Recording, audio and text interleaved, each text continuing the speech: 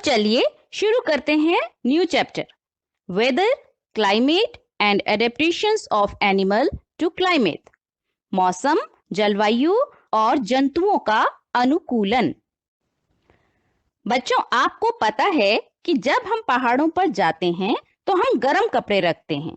इसी तरह जब हम बाहर जाते हैं और आसमान में बादल होते हैं तो हम अम्ब्रेला यानी छाता लेकर निकलते हैं। कभी कोई शादी या फंक्शन की प्लानिंग करनी होती है तो हम पहले मौसम का हाल मतलब वेदर फोरकास्ट यानी न्यूज़पेपर या टीवी पर मौसम की अगले 72 घंटों की जानकारी देखते हैं। और बरसात के मौसम में फंक्शंस यानी समारोह को प्लान नहीं करते। चलिए बच्चों, इस चैप्टर में हम वेदर को और पास से समझने की कोशिश करते हैं और देखते हैं क्लाइमेट और adaptations of animals to climate यानी जलवायु और जलवायु के अनुरूप जंतुओं का अनुकूलन। बच्चों, बर्फ में स्कीइंग सिर्फ विंटर स्पोर्ट है। जब सर्दियों में पहाड़ों पर बर्फ गिरती है तो स्कीइंग करने के लिए लोग दूर दूर से वहां जाते हैं। बच्चों, हिंदुस्तान में स्कीइंग 3 जगहों पर होती है, औली, मनाली एंड गुलमर्ग। बच्चों, बर्फीली जगहों पर सर्दियों में बर्फ पड़ने के कारण सभी रास्ते बंद हो जाते हैं और कहीं आना जाना कठिन हो जाता है। इसीलिए कई दिनों का सामान पहले से ही इकट्ठा करके रखना होता है, जैसे जलाने के लिए ईंधन, खाने के लिए राशन, गर्म कपड़े, दवाइयां आदि। बच्चों, सीजन चेंज होने पर हम लोग अपने जीवन में बदलाव लाते हैं। जैसे सर्दियों के आने पर हम गर्म कपड़े निकाल लेते हैं, घर गर्म करने के लिए हीटर या आग की व्यवस्था करते हैं। हमारे स्कूल के टाइम भी बदल जाते हैं। हमारी डाइट यानी खान पान में भी बदलाव आता है। हम गर्म चीजों का सेवन ज्यादा करते हैं, जैसे टी, कॉफी, सूप आदि। हम सूरज निकलने पर घर के काम करते हैं और सूरज ढलने के बाद जल्दी घर आ जाते हैं। इसी प्रकार गर्मियां आने पर भी हम अपने जीवन में बदलाव लाते हैं, जैसे हल्के कपड़े पहनते हैं, घरों को ठंडा रखने के लिए पंखे, कूलर, एसी का इंतजाम करते हैं। हमारे खान पान में भी अंतर आता है, जैसे हम ठंडी चीजों का ज्यादा सेवन करते हैं आदि। बच्चों, वेदर, क्लाइमेट और सीजन यानी मौसम, जलवायु और ऋतु, ये तो आप सबने सुना ही है। जैसे हम बोलते हैं आज मौसम गर्म है, ये बरसात का सीजन है। मुंबई का क्लाइमेट सर्दियों में सुहावना और गर्मियों में गर्म और नमी से भरा होता है। ये लगभग एक जैसे लगने वाले शब्द हैं और हमारे आसपास के वातावरण या वायुमंडल मींस एटमॉस्फेयर के बारे में जानकारी देते हैं। चलिए इनको ठीक से समझते हैं और देखते हैं इनमें क्या अंतर है। पहले देखते हैं वेदर, जिसे हम मौसम भी कहते हैं। हम वेदर रिपोर्ट या मौसम की जानकारी रोज न्यूज़पेपर में या टीवी या रेडियो पर सुनते रहते हैं। आजकल तो यह आपके मोबाइल पर भी सरलता से उपलब्ध है। इस जानकारी को मौसम विभाग प्रत्येक शहर में हर दिन इकट्ठा करता है। बच्चों, दरअसल वेदर या मौसम किसी जगह के एटमॉस्फेयर यानी वातावरण की जानकारी देता है। किसी जगह का एटमॉस्फेयर कुछ बातों पर निर्भर करता है, जैसे वहां का temperature, humidity, rainfall, wind speed etcetera. जैसा आप टेबल में देख सकते हैं, किसी दिन का maximum and minimum temperature, maximum and minimum humidity. Humidity मतलब हवा में पानी की मात्रा, जिसे हम नमी या आर्द्रता भी कहते हैं। ह्यूमिडिटी को हम परसेंटेज में मापते हैं, मतलब हवा में कितना परसेंट पानी है। ये ज्यादातर 30 से 60 के बीच में होता है। इसी तरह कितनी वर्षा हुई यानी रेनफॉल, इसे mm यानी मिलीमीटर्स में नापते हैं और इसे नापने की मशीन को बोलते हैं रेन गेज मीटर, जिसे आप स्क्रीन पर देख सकते हैं। इसे बारिश में रख देते हैं और 24 घंटे में कितनी मिलीमीटर पानी जमा हुआ ये नाप लेते हैं। किसी स्थान के तापमान, आर्द्रता, बारिश, वायु वेग आदि के संदर्भ में वहां के वातावरण की स्थिति को मौसम कहते हैं। The day-to-day condition of the atmosphere at a place with respect to the temperature, humidity, rainfall, wind speed, etc. is called the weather at that place. बच्चों, temperature, humidity, rainfall, wind speed etcetera को elements of weather बोलते हैं। अब अगर हर दिन की weather report से हम महीने का average temperature, average humidity and average rainfall निकाल लें तो हर महीने की एक वैल्यू हमें मिल जाएगी। बच्चों, एवरेज मतलब औसत।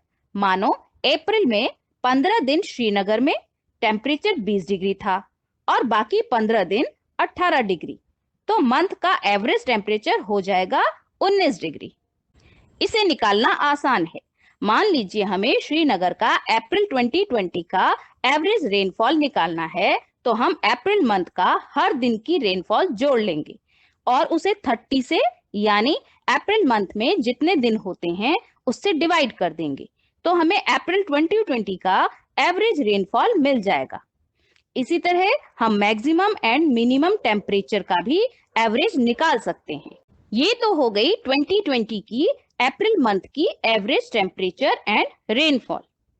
इसी तरह से अगर 2019, 2018, 2017 ऐसे करके अगर पिछले 25 साल का हर मंथ का एवरेज निकाल लें तो हमें ये पता लग जाएगा कि किसी जगह का क्लाइमेट कैसा है।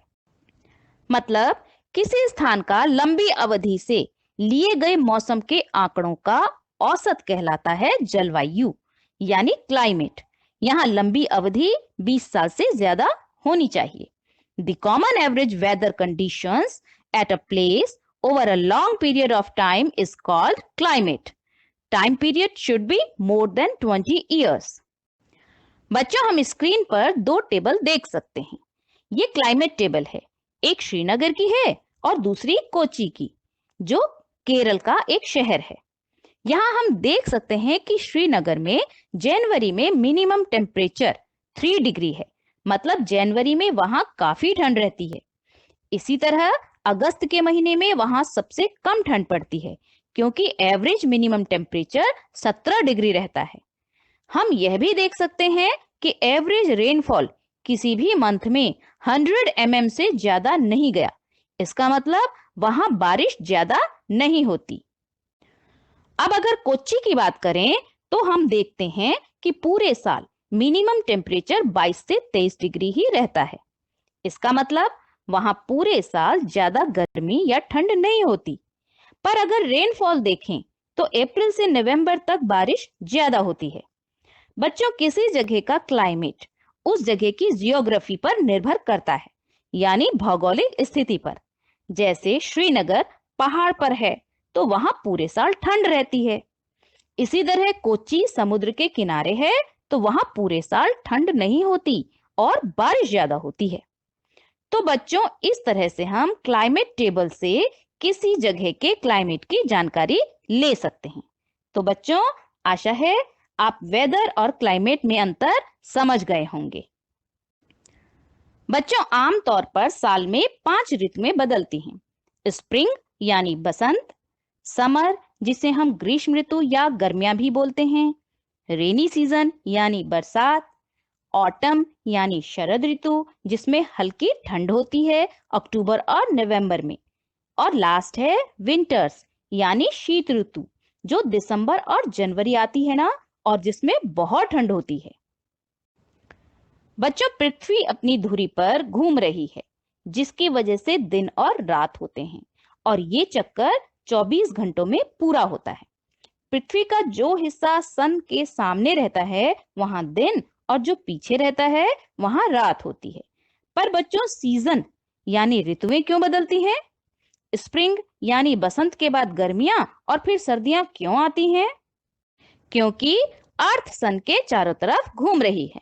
जब अर्थ सन के पास रहती है तो गर्मियां रहती हैं, और जब अर्थ सन से दूर चली जाती है तो विंटर्स यानी सर्दियां रहती हैं। अर्थ का ये चक्कर 365 डेज, 5 आवर्स एंड 48.75 मिनट्स में पूरा होता है, जो कि लगभग 1 साल के बराबर है। इसलिए हर साल जब अर्थ सन के पास आती है तो गर्मियों का मौसम आता है, और जब सन से दूर जाती है तो सर्दियां आती हैं। बच्चों, अर्थ के इसी तरह सन से दूर जाने और पास आने के कारण ही सीजन यानी ऋतुएं बदलती हैं। बच्चों, सन अर्थ से बड़ा है पर बहुत दूर होने के कारण यहाँ छोटा दिख रहा है।